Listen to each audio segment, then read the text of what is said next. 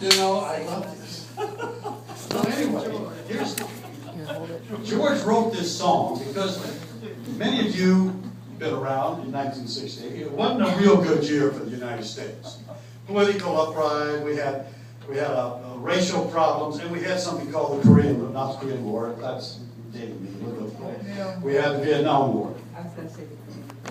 And he wrote this primarily for one purpose, and that was kind of an anecdote to the problems of the world and the problems of the United States. And he was trying to bring joy to people and to say that there is some optimism here and don't get down on yourself. And he offered this back in 1968 to Tony Bennett. And Tony Bennett turned it down. So guess who he went to? Gentleman by the name of Louis Armstrong. Now, Louis Armstrong sang this, recorded it in the United States in 1968, and it was a total flop. It sold less than 1,000 copies in the United States.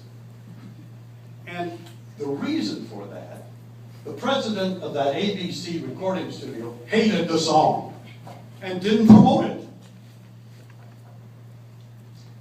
But guess what? Something strange happened about this song.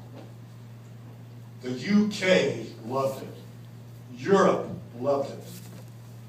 In 1968 in the UK, it became the top-selling single of the year. Sold millions of copies. And I'm going to sing this to you because I'm not Tony Bennett. But I'm not going to pass this song up because I love the song and I've always loved it. And here we go.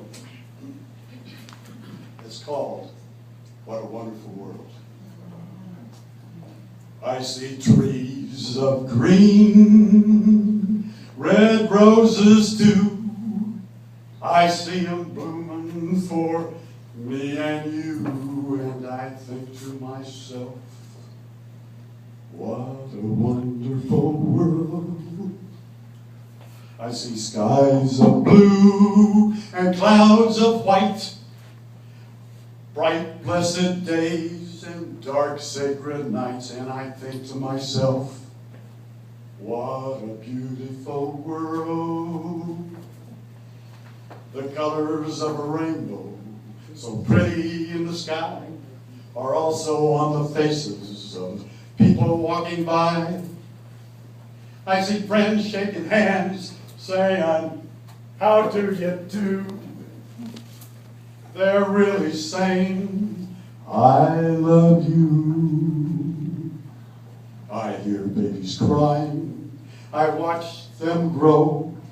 They'll learn much more than I'll ever know. And I think to myself, what a wonderful world. As I think to myself, what a wonderful world. Oh, yeah.